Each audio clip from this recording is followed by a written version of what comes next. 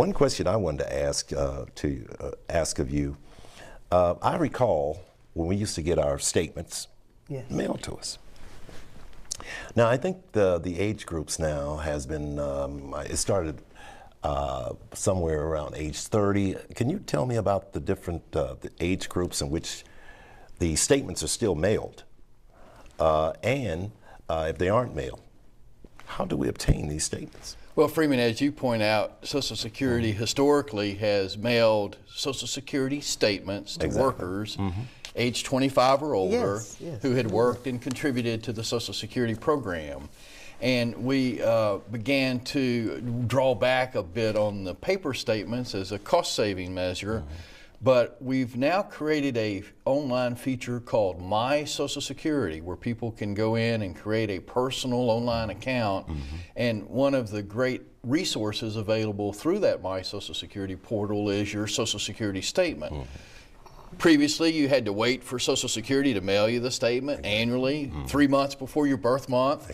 You could expect that letter in the mail from Social Security, but today's workers have the ability to look at that statement every day of the week if they so choose by accessing their My Social Security account. I get questions as I go out and do presentations. What's the significance, what's the importance of obtaining that statement? Well, there's several, very important bits of information there. One is we provide you with your earnings history.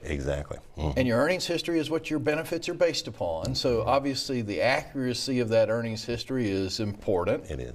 You want to look at that. We encourage people to do so annually, maybe around your birthday, and verify that your earnings are being reported to Social Security and recorded by Social Security correctly. If there's a problem with that, you can bring that to our attention, and with proof of those wages, it's very simple to make those changes, make those errors corrected. But we also provide you with estimates of benefits there. And we also share messages, Freeman and Carolyn, that change over time. You point out that we look at different age cohorts. The message that the 25-year-old wage earner receives would not necessarily be the same message that the 55 or 60-year-old wage earner would receive. And so we try to tailor the messages to those age groups, providing them with information that we feel is important to them at this stage of their life, at this stage of their career, so that once again, they become armed with information. And something else is interesting too.